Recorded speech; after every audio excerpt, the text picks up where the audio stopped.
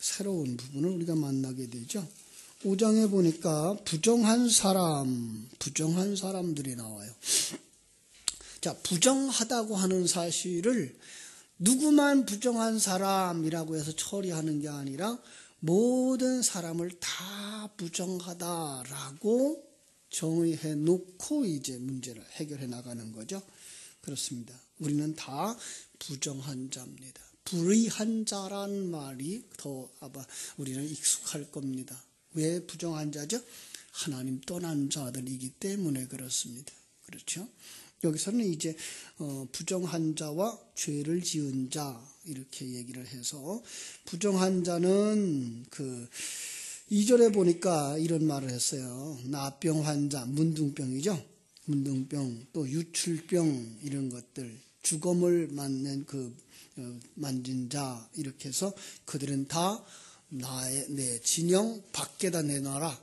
그런 하나님의 울타리 그것은 다 천국에 들어오지 못하는 자들이다라고 말씀하는 거죠. 우리가 그 다음에 이제 죄 지은 자에 대한 속죄가 나오는데 죄의 삭은 사망이라라는 거, 다 죽어야 될 수밖에 없는데 하나님께서 이제 우리를 구원하시는 그런 은혜를 우리가 기억하게 할 수 있도록 한 거죠. 그 다음에 여인이 간음통을 했으면이라는 말, 제가 늘 인용하는 그런 부분이죠. 우리는 다 간음한 여인들이다. 그죠? 왜 간음했죠?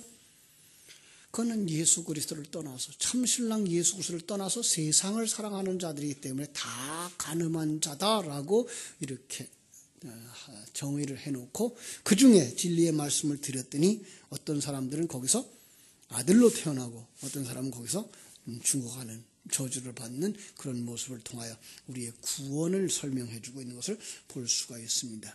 그러면서 그들 가운데에 6장에서 이제 나실인에 대하여서 이야기하고 제사장에 대해서 이야기하는데 모두 다 누구의 상징이죠?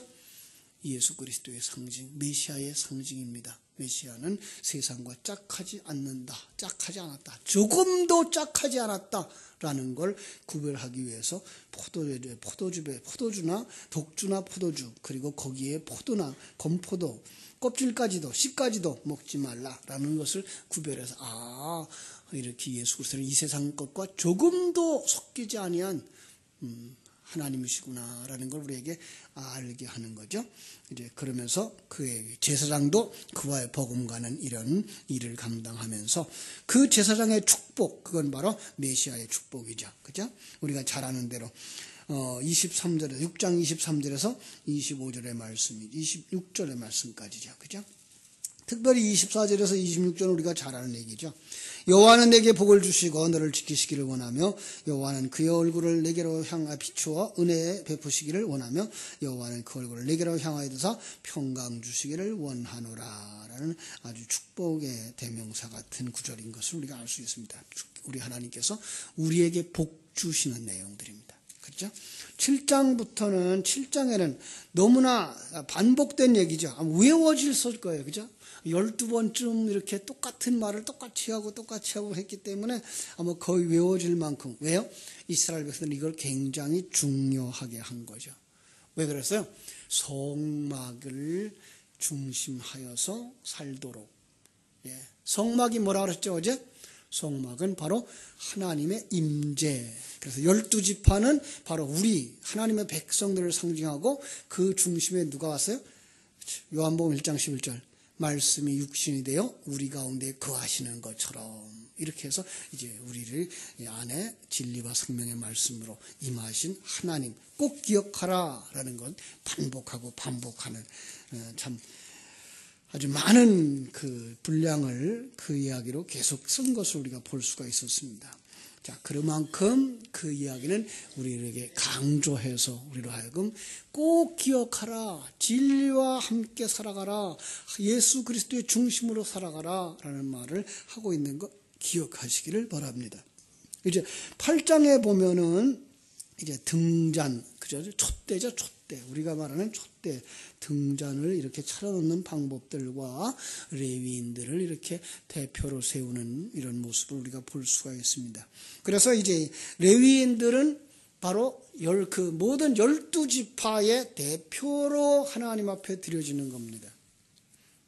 여러분, 이스라엘 지파 수가 몇 개인지라고요? 우리는 항상 12개라고 생각을 하는데 12지파가 아니고 13지파죠.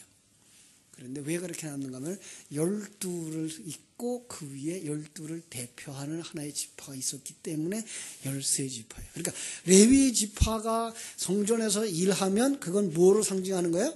모든 12지파가 다 성전에서 일하는 걸 상징하는 거예요. 그 다음에 레위 지파들의 또 상징이 누구들일까요? 그건 대제사장들인 거예요. 그래서 대제사장은 또 이제 그 레위 지파의 그 대표로 이렇게 뽑혀지는 모습인데, 그것을 구별하기 위하여 여기 아주 구별법을 자세하게 가르쳐 준 것을 우리가 알 수가 있습니다. 그렇습니다.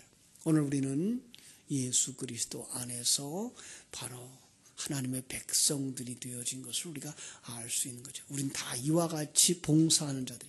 그들은 들에 나가서 참으로 일하고 있었지만 그들의 마음의 중심은 어디에 있었다고요? 성전에 있었고 하나님의 임재를 느끼면서 살아가는 데 있었던 것처럼, 우리가 이제 이렇게 예배하고 흩어져 나가면 흩어져 나가지만 우리의 마음은 항상 어디에 있어야 돼요? 교회에 있어야 된다. 그래서 옛날부터 성경 중, 하나님 중심, 성경 중심, 교회 중심 이런 말을 한 거죠. 그 교회 중심은 사실은 하나님 중심에 대한 축약된 말인 거죠. 왜냐하면 교회에서 생명의 말씀을 늘 듣게 되고 예배하게 되니까. 그래서 그 과거에는 많은 사람들이 출근을 하다든지 일하러 나갈 때 항상 교회를 들러가서 이렇게 새벽 예배를 하든지 아니면 출근을 하든지 해서 교회를 한 번씩 들러가는, 그래서 교회를 관심 가지고 이렇게 생활을 했었어요. 그건 다 형식이 아니라 그들의 마음이 누구를 향하게 하기 위한 거예요? 하나님을 향하게 하기 위한 거였죠. 그런데 그들의 그 마음들을 잃어버리고 그냥 들러간다 그러면 그건 우상숭배와 다를 바가 없는 거예요. 오늘 우리들도 주님 전에 매일 새벽 나와서 기도하는데 그 중심이 하나님을 향하여 나아갈 수 있게 되기를 주님의 이름으로 축원합니다. 기도하겠습니다. 하나님 우리 아버지, 크신 은혜와 사랑을 감사드립니다. 오늘도 민수기 5장에서 8장 말씀을 통해서 부정한 자들, 우린 다 부정한 자들이었으며 부정한 자들은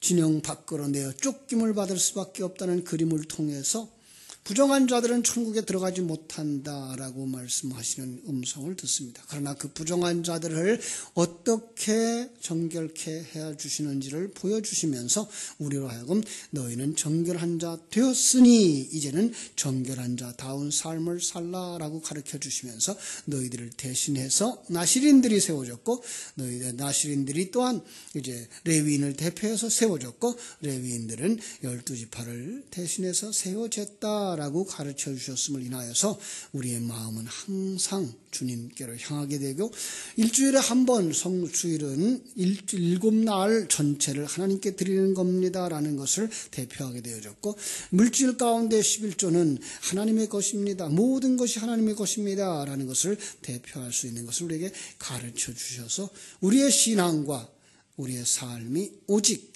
하나님께로만 향하고 하나님 것입니다 라는 고백을 하는 믿음의 사람들이 되라고 이렇게 말씀해 주신 것을 감사드립니다. 다시 한번 우리 신앙생활에서 우리의 삶이 하나님 중심인가, 모든 것을 하나님의 것입니다 라는 고백하는 믿음의 사람들인가, 모든 날이 하나님의 것입니다 라고 고백하는 성수주의를 하는 사람들인가 살펴볼 수 있게 해주시고, 아직까지 그렇게 살지 못했다면 이후로는 그렇게 살 수 있는 믿음의 결단들을 허락해 주시옵소서. 오늘도 주신 말씀들을 묵상하며 하루를 승리의 삶으로 살아갈 수 있도록 복 주시기를 간절히 소원하고 거룩하신 예수님의 이름으로 기도하옵나이다. 아멘.